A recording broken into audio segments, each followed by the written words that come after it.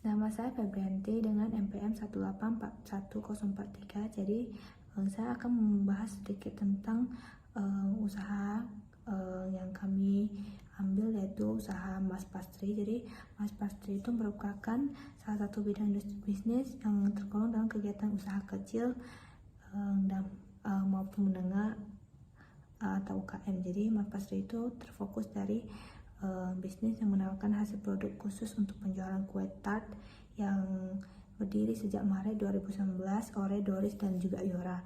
Jadi yang tergabung untuk mewujudkan tujuan untuk memenuhi kebutuhan para konsumen, khususnya warga Batam yang saat ini masih kurangnya pedagang kue tart. Jadi selain itu penama Mas Pastry itu karena usahanya itu terbentuk pada bulan Maret, dan saat menjalankan usaha ini, kedua pendiri Mas Pastry juga masih melakukan kegiatan belajar di perguruan tinggi yang menyebabkan kurangnya waktu untuk melakukan pemasaran produk. Jadi hal ini menjadi kekurangan waktu untuk melakukan media sosial, yaitu pendiri Mas Pastry telah merasakan berbagai macam manfaat serta dampak yang mempengaruhi perkembangan dari usaha kecil yang didirikan. Jadi latar belakang bisnis kami merupakan proses jual beli produk atau jasa yang ditawarkan oleh suatu perusahaan untuk memperoleh keuntungan. Jadi pengaruh terhadap individu atau kelompok dengan melakukan ajakan terhadap orang lain agar memiliki keminatan untuk membeli produk tersebut yang telah dipasarkan. Jadi sehingga adanya upaya tersebut menjadikan terbentuknya proses pertukaran hasil produk antara penjual dan juga pembeli. Jadi maka dari itu diketahui secara sehingga dikenal dengan bisnis digital. Perlu diketahui bisnis digital merupakan sasaran dengan memanfaatkan aplikasi alat-alat teknologi seperti komputer, laptop, telepon seluler maupun akses jaringan internet. Jadi rencana pemasaran dan penjualan secara digital tentu memerlukan wadah sebagai alat perantaran untuk semakin mengembangkan kegiatan usaha yang telah dijalankan. Jadi antara penjual dan pembeli tanpa harus bertatap muka langsung, yang terus yaitu namanya jualan online. Jadi tidak hanya itu, rencana penjualan berbasis digital juga dapat dilakukan melalui media sosial dan juga tujuannya mempunyai untuk kepentingan masing-masing. Jadi salah satu usaha yang telah didirikan implementasi rencana pemasaran penjualan produk secara digital adalah Mas Pastry yang tergolong pada kegiatan bisnis UKM. Jadi Mas Pastry yang terfokus pada bisnis yang menawarkan produk khusus untuk penjualan kue tart yang telah berdiri sejak Maret 2019 oleh Doris dan Yora, yang tergabung untuk menunjukkan tujuan, yaitu memenuhi kebutuhan para konsumen khusus warga Batam yang saat itu masih kurangnya pedagang penjual kue tart. Jadi penama Mas Pastry ini berbagai macam penerapan media digital yang telah dimanfaatkan oleh usaha Mas Pastry untuk semakin memperluas jaringan target pasarnya serta meningkatkan pendapatan usaha yang telah dijalankan. Selain itu, dengan menyesuaikan penjualan hasil produk Mas Pastry itu melalui penerapan media digital juga diharapkan mampu melakukan peningkatan layanan dan kualitas sesuai dengan kebutuhan dan kebutuhan target pasar. Jadi meminimalisir biaya pengiriman produk, menyesuaikan sistem operasional kegiatan usahanya, dan juga sesuai dengan perkembangan zaman agar tetap mampu bersaing dengan usaha lainnya yang bergerak di bidang industri yang sama. Oleh karena itu, sesuai dengan fenomena penerapan digital dalam usaha Mas Pastry itu, maka penulis akan melakukan pembahasan lebih lanjut tentang penyusunan makalah penelitian untuk mengetahui perkembangan Mas Pastry. Jadi sesuai dengan penjelasan dalam latar belakang yang dijabarkan, maka dapat dicarikan permasalahannya itu terkait pembahasan sebelum implementasi terhadap layanan media sosial digital yang telah diterapkan oleh Mas Pastry sebagai pendukung kegiatan bisnisnya. Terus tujuannya itu untuk mengetahui perkembangan rencana pemasaran dan penjualan Mas Pastry berbasis media digital, dan juga untuk melakukan analisis hasil perhitungan seluruh data yang dialami Mas Pastry selama menggunakan penerapan media digital dan penjualan produk. Nama saya Dewi Sujani dengan NPM 1841289. Selanjutnya saya akan bahas tentang bab 2, yaitu kajian pustaka. Yang pertama itu sales forecasting. Render dan Heiser dari tahun 2004 mengungkapkan bahwa peramalan sebagai seni dan ilmu pengetahuan yang mampu memprediksi peristiwa yang dapat terjadi di masa depan. Sedangkan untuk Nafari menyebutkan bahwa sales forecasting sebagai proses yang memperkirakan jumlah produk atau jasa pada waktu tertentu yang diberikan sesuai dengan informasi data yang telah terjadi atau kemungkinan besar akan terjadi di masa yang akan datang. Sehingga pengertiannya secara sederhana berarti bahwa peramalan penjualan merupakan perhitungan untuk memperkirakan kejadian-kejadian yang dapat terjadi di masa yang akan datang berdasarkan semua informasi data yang ada di masa lalu. Dalam melakukan peramalan penjualan menurut Gasper pada tahun 2005, terdapat beberapa langkah yang harus dilakukan agar dapat diberikan hasil yang efisien dan efektif sehingga memberikan pengaruh yang positif dan bernilai bagi perusahaan. Di antaranya adalah menetapkan tujuan perkiraan penjualan, menentukan objek yang akan diestimasi, menyusun periode peramalan seperti jangka pendek, menengah, dan panjang, beradaptasi dengan jenis model perakiraan, mendapat data yang diperlukan untuk melanjutkan aktivitas perakiraan, memvalidasi jenis model perkiraan yang telah dipilih, perakiraan formulir, menerapkan semua hasil perkiraan, serta secara berkala mengawasi dan mengendalikan hasil yang diperkirakan. Yang kedua itu tentang market potensial. Secara umum, market potensial diartikan sebagai ukuran pasar yang berfokus pada nilai penjualan atau jumlah produk atau jasa yang dibutuhkan. Sedangkan estimasi potensi pasar digunakan sebagai titik awal dalam menyusun semua kebutuhan perakiraan penjualan dalam bentuk angka untuk menunjukkan jumlah pembelian dari pelanggan. Ini juga dapat dihitung menggunakan rumus seperti ini. Market potensial itu sebenarnya 100% dikurang jumlah produk pesaing dibagi jumlah permintaan pasar terus dikali dengan 100%. Dan demikian perhitungan rumus ini dapat membantu perusahaan dalam memperkirakan dan menyediakan kebutuhan barang atau jasa yang akan disiapkan untuk dipasarkan kepada pelanggan. Terus selanjutnya ada sales potential. Menurut Basu Swasta pada tahun 2000, potensi penjualan dapat tercapai apabila diketahui total volume penjualan barangnya berdasarkan hasil laba bersih perusahaan. Terus Philip Kotler dan Basu Swasta dalam tahun 2008 menyatakan bahwa terdapat indikator potensi penjualan antara lain mampu mencapai total volume penjualan barang atau jasanya, memperoleh peningkatan laba dan meningkatkan perkembangan perusahaan yang menjadi lebih baik. Potensi penjualan juga dapat dibagi menjadi kelompok konsumen yang membeli produk selama jangka waktu yang telah ditentukan. Terus selanjutnya ada actual sales forecast. Estimasi penjualan juga harus diupayakan secara aktual dan tepat agar mendapatkan hasil yang sesuai dengan target dan terhindar dari ancaman risiko yang tidak diinginkan. Perakiraan penjualan aktual dianggap sebagai gambaran tingkat permintaan barang atau jasa yang telah terjadi di masa lalu atau yang sedang direalisasikan. Tuntunan jumlah produk harus dapat memenuhi kebutuhan setiap perusahaan yang bersangkutan dalam upaya memberikan kepuasan dan pelayanan yang terbaik kepada konsumennya. Terus selanjutnya ada sales quotas. Sasaran yang ditujukan untuk menemukan sasaran konsumen, segmentasi hasil produk atau jasa yang ditawarkan. Wilayah atau pangsa pasar dalam kegiatan penjualan biasa disebut dengan upaya kuota penjualan. Terus dalam upaya meratakan kuota penjualan, kita harus memperhatikan beberapa poin penting. Di antaranya masih terdapat penjualan yang kurang motivasi atau inovasi yang tinggi sehingga manajemen perusahaan melakukannya. Terus selanjutnya ada sales budget. Ekspektasi penjualan atau anggaran penjual biasanya digunakan sebagai rencana biaya yang lebih jelas dan detail untuk kondisi penjualan produk atau jasa perusahaan selama periode yang akan datang yang meliputi rencana hasil produk, jumlah produk, penentuan harga produk, dan waktu pelaksanaan produk. Selanjutnya akan dilanjutkan saya Wirento dengan nomor MPM 141026. Di sini saya akan membahas bab 3 tentang hasil pembahasan dan analisisnya. Yang pertama yaitu hasil progres data mingguan media digital Max Pastry. Yang pertama itu sosial media Instagram. Di sini Max Pastry menggunakan Instagram dengan nama akun @max_pastry.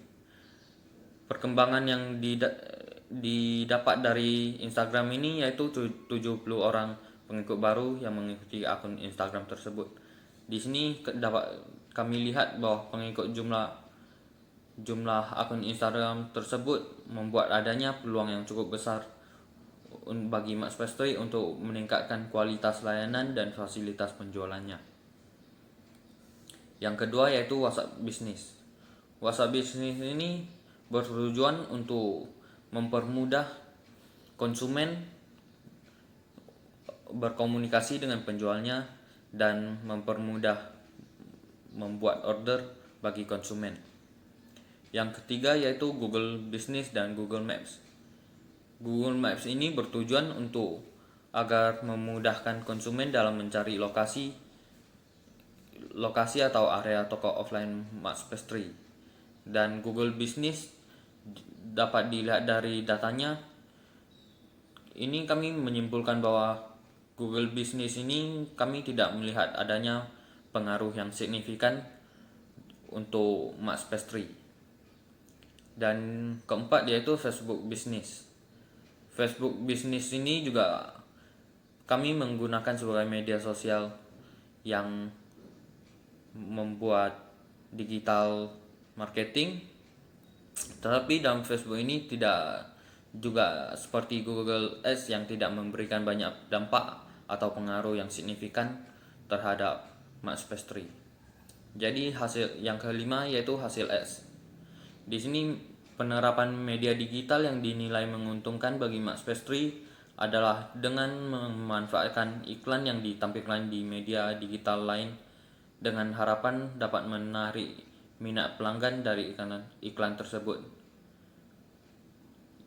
Yang hasil pertama yaitu iklannya diketahui telah ditayangkan memperoleh minat dan target pasar sebanyak 8.562 kali dengan respon pengguna mengklik sebanyak 1.187 kali. Namun keseluruhan hasil ads dari usaha Max Pastry tidak memperoleh keuntungan yang signifikan karena tidak menghasilkan pemasukan bagi pendapatan kegiatan bisnisnya. Hal ini hanya memberikan keuntungan untuk mengenalkan hasil produk yang ditawarkan oleh Max Pastry agar semakin dikenal oleh banyak orang. Yang keenam yaitu kinerja UMKM-nya. Secara keseluruhan, jika dilihat dari bisnis Max Pastry sebagai salah satu jenis kegiatan UMKM dengan menerapkan rencana penjualan berbasis media digital terhadap penerapan media digital yang telah dilakukan mengalami peningkatan. Dan sebagian lagi belum memberikan pengaruh yang signifikan. Hal ini tentunya didasarkan pada beberapa faktor yang kemungkinan besar berasal dari dalam bisnis atau lingkungan pasar sasarannya. Sehingga di sini perlu dilakukan peningkatan strategi untuk implementasi yang lebih baik. Yang selanjutnya akan membahas tentang perhitungan proyeksi penjualan. Di sini berdasarkan hasil perhitungan pemasaran penjualan dengan rumus sebagai berikut. Market potensial itu sama dengan 100% dikurang jumlah produk pesaing dibagi jumlah permintaan pasar kali 100%. Di sini terlihat bahwa jumlah produk pesaing dari Max Pastry dapat dikatakan 3 produk pesaing dengan total permintaan pasar sebanyak 5 produk. Diperoleh hasil sebagai berikut. 100% dikurang 3 per 5 kali 100%. Jadi dapatnya itu sekitar 40%. Dengan demikian hasil proyeksi penjualan membutuhkan separuh proyek dari pesaing untuk memenuhi kebutuhan dan permintaan pasar yang dibidik. Yang selanjutnya itu pengembangan strategi media digital Max Pastry di masa mendatang. Rencana penjualan yang belum dilakukan oleh Max Pastry untuk mengembangkan bisnis guna meningkatkan kualitas dan pelayanan yang diberikan kepada pangsa pasarnya itu antara lain keinginan untuk melakukan strategi dengan menawarkan pembelian produk buy one get one, yaitu setiap pembelian satu produk akan mendapatkan satu item lainnya secara gratis sesuai ketentuan dari Max Pastry. Di sini rencana pengembangan strategi Max Pastry dengan menggunakan media digital marketing juga diharapkan dapat memberikan manfaat yang semakin signifikan terhadap peningkatan pendapatan yang diperoleh bisnis Mas Pastry. Guna semakin memperluas pasar jaringan, meningkatkan minat konsumen sasarannya, dan memperoleh keuntungan yang signifikan manfaat dibandingkan dengan saat ini. Sekian, terima kasih. Jadi selanjutnya akan dilanjutkan oleh saya, yaitu Darvin Ang dengan NPM 1841292. Selanjutnya saya akan membahas mengenai hasil wawancara dengan Mas Pastry. Penulis melakukan teknik wawancara untuk memperoleh hasil data yang semakin mendukung validasi hasil penelitian yang ditujukan langsung kepada pemilik Mas Pastry. Hal ini diketahui bahwa menggunakan aplikasi media digital tersebut mendapatkan hasil yang cukup memadai, memberikan peningkatan pendapatan dibandingkan sebelum menggunakan media digital.